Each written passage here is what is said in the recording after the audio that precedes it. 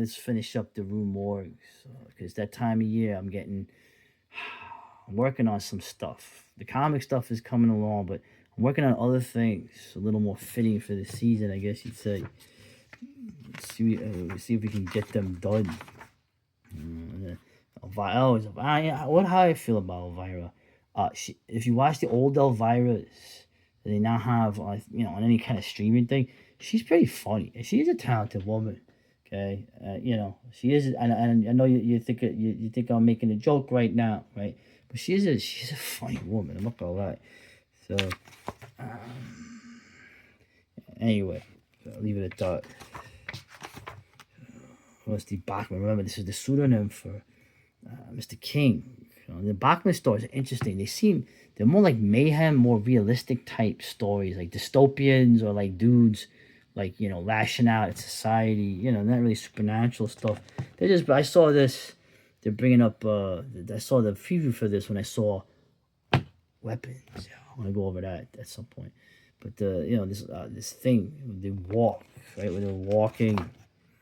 The long walk. These people are basically in a dystopian future. There's Republicans, and they basically they walk until there's one left.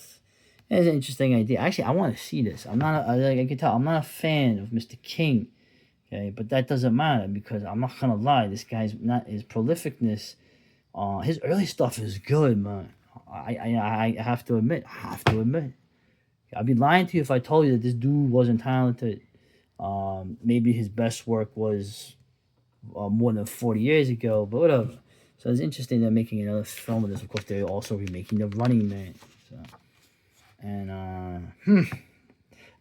the back rooms. Now, I always thought that Fango, although the guy in Fango sort of made a kind of comment, but the interesting thing about the cutting edge people of these horror magazines was they never covered the analog horror phenomenon, which was strictly, just like the creepypasta stuff, it was strictly a YouTube online phenomenon.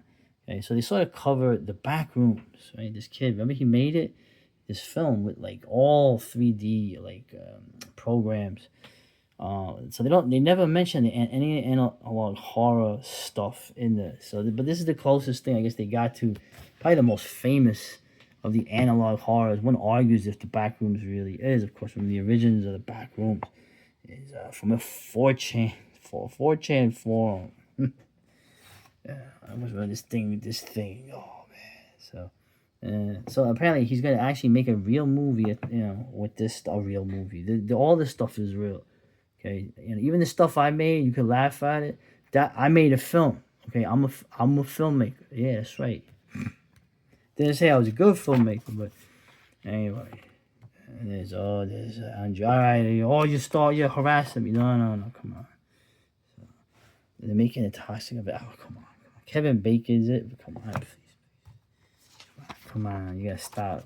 So, of course, the YouTube. I look at these things, and I gotta say, man, I've checked out a lot of these YouTube horror recommendations from this, and I don't know how to say it like that. What's that website? And you can say, oh, because you're not good enough. I look at this stuff. I see a lot of like budding filmmakers who want to be big filmmakers doing stuff. They look professional. They look good. I don't know. They're okay, but they're only okay. Okay, they don't have, I don't know, they don't have atmosphere. When I see stuff, I want to see stuff that doesn't look like, I want to see something different. That's why the analog horror stuff was great.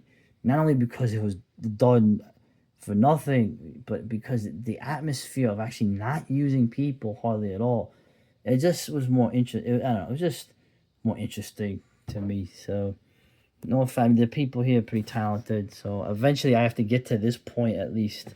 But we'll see how that goes. This looks cool. Look at that. It looks crazy. It looks, of course, a mockumentary subgenre of found footage. Right, like Lake Mungo. Very interesting film.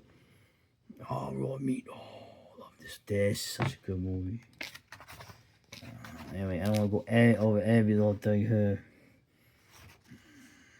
Oh, Night of the Living Dead. Oh, Oh, remember this movie? Remember how they switch it where Barbara is not a catatonic woman? She's actually like, hey, they don't move that quick. We could run around them. Remember? And Tony Todd. Remember Tony Todd was Ben. Yeah, this. I mean, I had seen this. This movie got short thrift. Tom Savini directed it. Of course, now it's caught up culturally because we have a strong woman. So, and of course, the white man is still bad in it. But the way the twist in it, I did kind of like the twist in it at the time. Okay, now of course, well, it is what it is. I don't have a problem with stuff that was trying to be different back then. Who Tom Towles, that's right, he was awesome too as Cooper. Right? Remember, if they had listened to Cooper, they all would have survived. I'm just saying. And Glass Eye Pigs, Fessendud, yeah, that made some dude, but they made some good movies. I'm not even movies where I don't agree with the politics that are in there. The guy's talented.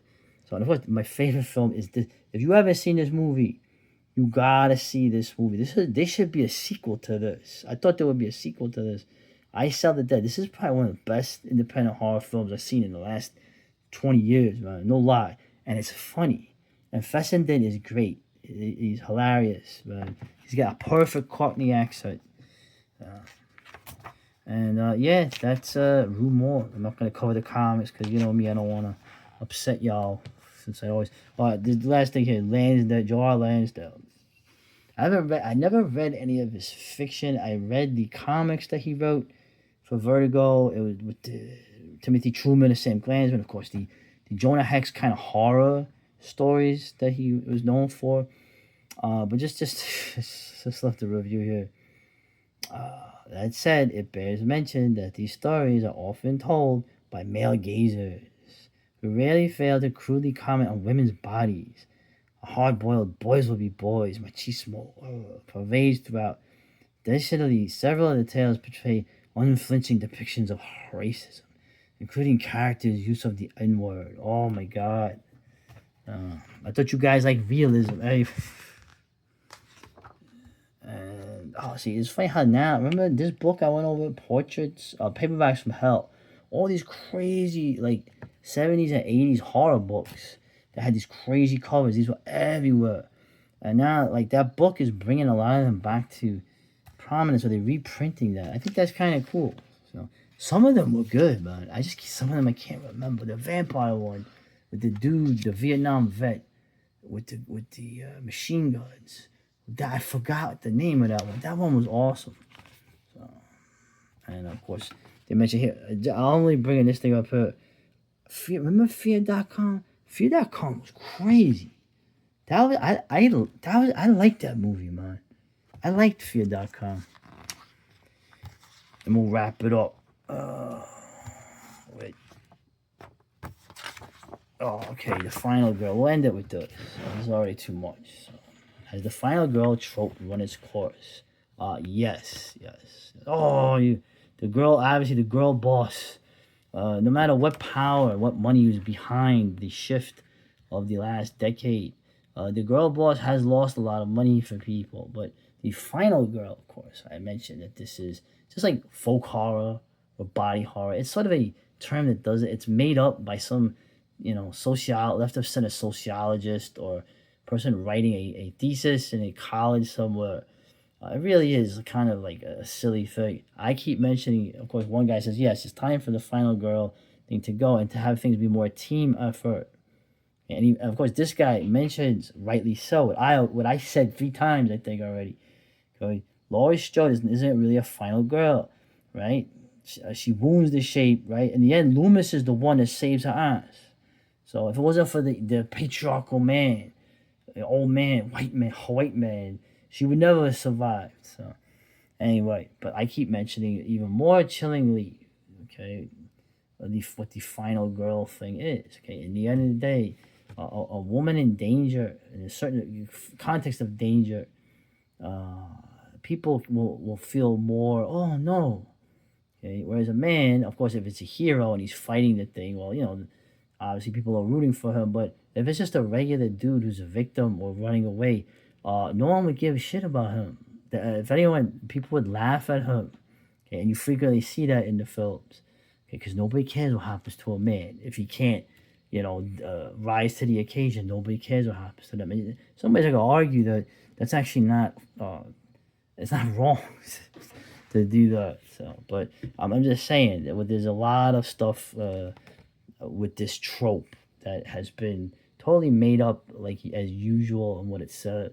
Okay, more realistically in the older horror, and particularly in the European horror, especially in the Catholic countries, the villainy of women, of many female characters, is shown. And I find that fascinating. If you really want to be equal and fair, right? But that's not what none of that stuff was about. But I don't want to end it on this note in terms of this was a great issue, man. Good job, Andrea. Good job, good job. So hopefully if we ever meet, you won't like have me like beaten to death by your your soy your soy boy hangers on. Oh come on, she probably. Hey, like I said, now I listen. Sometimes I listen to the podcast she does just to like okay. Sometimes it can be a little difficult. But someone gave up the ghost, man. She likes Oliver Reed. Okay, she likes the bad boy. All right, now Andrea is probably mad. So I'm just joking, Andrea. I'm not messing with you, please. I'm not harassing anybody. Come on.